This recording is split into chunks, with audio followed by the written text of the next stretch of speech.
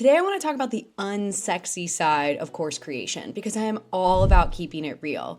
And this is the stuff that not a lot of people love to talk about, but it is the hard parts of being a successful course creator. I really like to make sure that everybody has a very clear picture of what that journey looks like. And I don't like to sugarcoat things, but I also want to say this is not one of those videos that will go ahead and say that course creators have to be a particular way in order to be successful. That's one of my biggest pet peeves in the entrepreneurial space. Once people hit a certain level of success, they attribute it to some sort of characteristic or tenacity that they had.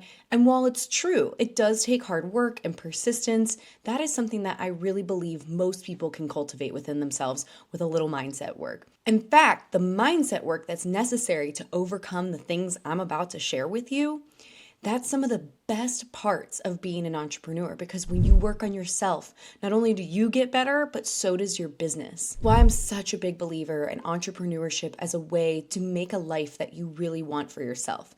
And I really believe course creation is one of the best ways that you can do that. And in case we haven't met before, my name is Sarah Turner. I'm an 8-figure business owner. I've generated over 25 million in sales with my signature program. I've also generated over 37 million in sales for my copywriting clients. And I've been doing this for over 12 years now, which is crazy to say. I can't believe I've been doing anything for more than a decade. And so as an 8-figure course creator who has not only created a successful program myself, but who has helped my clients and my students create programs in many different niches, I know a thing or two about what it takes to run a massively successful online program. And I want to share with you today some of the unsexy parts of it. The first one we'll call money drama. This includes things like refund abuse or chargebacks or really mismatched expectations. So let's talk about refunds first. Refunds are one of the hardest parts, I think, about being a course creator, in the sense that you have to deal with each situation as it comes up.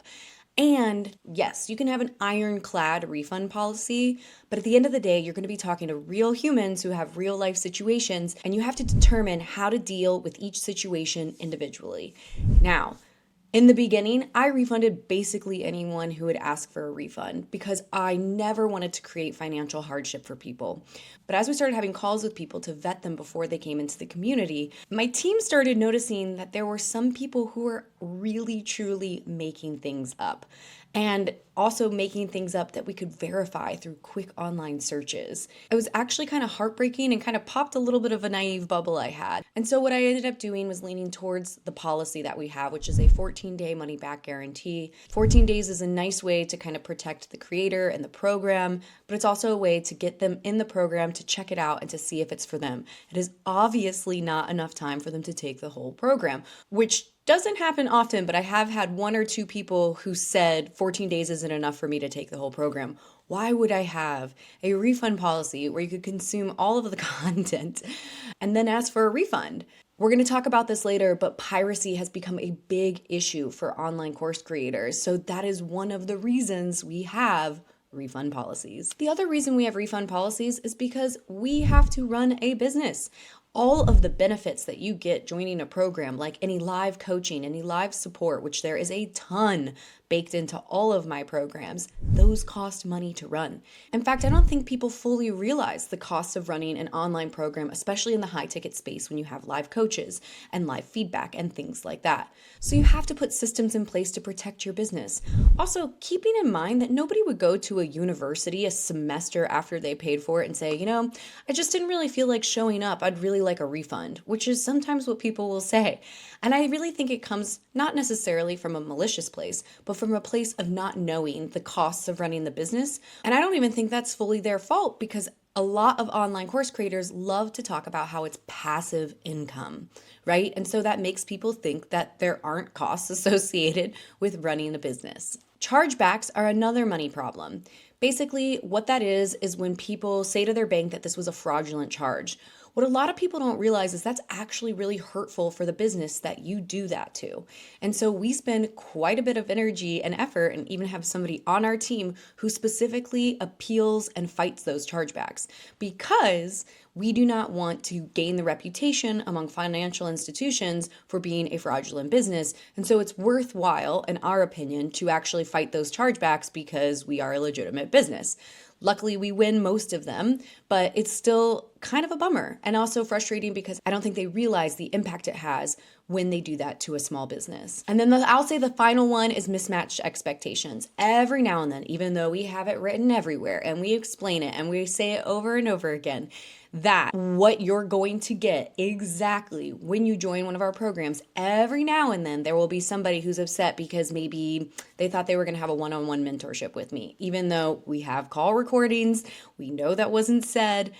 And really, I think sometimes those expectations come from a place of really wanting to push for a refund. And all of this can be really hard on you when you are a new course creator. And also, it can just be rough on your mindset because if people are asking for refunds, it can create a little bit of doubt or uncertainty in your actual program and its ability to deliver. But it's super normal. In talking with people in the industry, having a 10% refund rate or lower is pretty dang good.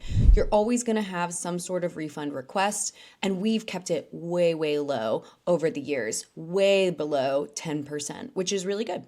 I know a lot of people who have much higher refund rates, usually in the 20%, 30% area. I think that's a little too high. And if that's happening, you want to look at how well you're setting expectations, who you're letting in, what your marketing materials say. This is one of the important reasons of making sure you're talking to people who are a perfect fit for your program. Because if you bring somebody into your program who just isn't a good fit, they're not going to be happy. They're going to ask for a refund. You're not going to be happy. You're going to doubt yourself. And it just doesn't feel good. You want to bring people in who you can genuinely help with the transformation. It's one of the reasons I moved to having calls, because we were allowing people into our program when it was just being sold from a sales page that really had no business being there. And with any newer programs I'm creating where, it isn't a high ticket enough to have a initial call with somebody, an onboarding call, then we just kind of deal with that on the back end after they've joined. If somebody reaches out and they have some questions and through the conversation, I realize this might not be a good fit for them, I usually try to point them in the direction of something that will be a much better fit and then just refund them. The next one we'll call people problems. And what I really mean by that are people within the community.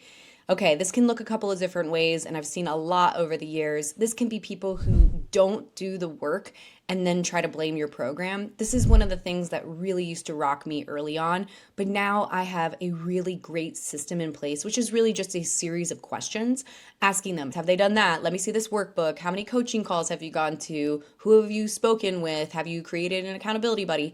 A whole bunch of questions that if they can answer them, it tells me that they've actually done the work. But 9 times out of 10, when somebody is complaining to me that the program isn't working for them, they haven't done anything. And on the back end, I can see that they haven't even watched any of the lessons. So this is really important to keep in mind, again, because it can create a lot of self-doubt as a course creator. So put things in place. And don't just give up when somebody says the program doesn't work. Ask them what they've done. Because if they have done the work and they're still not seeing the results you would like them to see, this is really wonderful insight in how you can make your program better. Another place where people can be kind of tricky is if they are, bringing toxic energy to your community. It's okay to have a hard day and to post about it and to look for support, but if it is not solution oriented and you are in my community, then we don't allow it.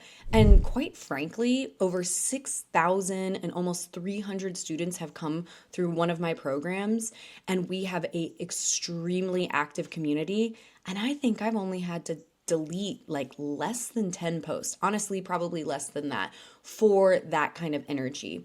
What I usually do is I shoot them an email. I tell them why their post was taken down. I say, look, it's okay to have a hard day, but what we need you to do is to be solution focused. This is also in the community guidelines. So it's super clear right from the get-go what is okay and what is not. In fact, a toxic person can have an extremely disproportionate impact on your community in a really negative way. And this is also one of those things that I've really changed over the years. I used to really cater to my students in the sense that I was not quick to nip any of this in the bud. But what I realized is that really brought the community down. And so I became vigilant about protecting my community and making sure it was a space where people could really get the support that they need. Now, that does not mean over curating it or deleting posts where people are probably going to disagree. In fact, I really like to encourage healthy discussion and respectful discussion in my community, especially around topics where we don't disagree, just because I believe we need more of that in this world. At the end of the day, if you have somebody difficult in your program, it is so worth it to just remove them. And you don't have to refund them, especially if they violate the policies of the community or the guidelines of the community, but you can if you want to just kind of clean your hands of them. Learning how to lead a community with grace but strong boundaries is one of the best things that comes out of being an online course creator, if you have a community element, of course. This is leadership in the best possible way, and learning how to become a better leader is going to help you in so many other aspects of your life. So it's mindset work that I would argue is so worth it. The next not so sexy part of being an online course creator is that creator fatigue is real. Having to constantly bring new leads into your business can feel kind of exhausting after a while. In fact, it's one of the reasons I went back to a launch model, because launching, in my opinion, once you've got it down, it can feel really overwhelming at first, but once you've got it down and you know how to launch, it makes it a heck of a lot easier. You have seasons where you're actually promoting, and you have seasons where you're kind of refining, and I like that cycle. It also requires a much smaller team. When you have an evergreen program, you need to be constantly promoting it, and it can be a lot more exhausting, in my opinion. Some of my favorite strategies to avoid burnout include batching my tasks, so every Tuesday is recording day for YouTube videos, having really good boundaries and making sure you set aside time to work, but also to play and enjoy your life, because usually that's why you started this in the first place, to have a little bit more time freedom. And my other favorite is just repurposing stuff. When you're creating content for years, videos, emails, things like that, you start to realize that you have an incredible amount of content, and it's always a worthwhile endeavor to go back and see what you can repurpose. Feeling creatively drained is something that happens. And when you're noticing that happening for you, I really think it's good to take a step back and reset and rest. My team always jokes when I go on vacation to watch out, because I'm going to have a lot of ideas when I come back. And it's true. Taking a break gives you a chance to take a step back, to look at your life, to look at your business and think what needs to change, what is working, what isn't quite working, where is there resistance, and how can I create more flow and ease in my life. The next one is sales plateaus and launch disappointments. Look, every single course creator has a story of launching something and it not doing quite as well as you thought it would, or having a launch that didn't do as well as the last one and not knowing exactly why. This is super normal, my friends. We have a lot of things at play besides what it is you're putting out into the world. We have recessions, we have global pandemics, we have all kinds of things playing a role in the market. And it's really important to remember that what once worked before might not work again. And that's okay. It's why you need to have a scientist mindset and be really experimental as an entrepreneur and a course creator, because you have to be open to the idea that things are going to change and to not be surprised by it. I can't tell you the number of pep talks I've had with students where I say, the only thing you can expect is that things will change. And when you do expect change, it makes things a heck of a lot less stressful. Maybe costs of ads rise, maybe algorithms change, you name it. I have seen, I feel like, pretty much everything at this point, and just how much the landscape can change. But I promise you, if you keep pushing forward and figuring things out and just see yourself as somebody who figures things out, you will outlast the competition and you will get back on track. All right, we'll call the next one tech troubles. This might be my least favorite part of being a course creator. I am not tech savvy. My team still makes fun of me for it. It is not something I'm proud of, honestly, but I do think it's good for people to know, because if you are not tech savvy, my friend, I promise if I can figure it out, you can figure it out. And tech issues happen. Videos won't work. Lives will be messed up. Things will stop communicating with each other. You'll start to go live for a workshop and Zoom will shut down. Facebook will shut down. Literally, I have also seen, I feel like, every tech issue happen. And again, what I have found helps over the years is to just have a good attitude about it, to kind of deal with it as it comes, and to remember that it is not the end of the world. Tech issues happen. It will be okay. One thing that's really important to keep in mind is that most people are unaware of the tech issues you're having. And so you just need to deal with it as best as you can, with as much grace as you can, and get back on track as quickly as possible. If something happens in front of a large group of people, which has absolutely happened before, I just laugh with them. I talk about the benefit of being an entrepreneur and how we can kind of roll with the punches. I just make it part of whatever I'm teaching that. And if you're not tech savvy, hiring people to help you with this stuff is going to be a game changer, even if it's a VA who is tech savvy. If they can help you a few hours a week even, that will go a long way. All right, the next category is scaling struggles. So scaling to 8 figures is one of the most intense things I've ever done in my life.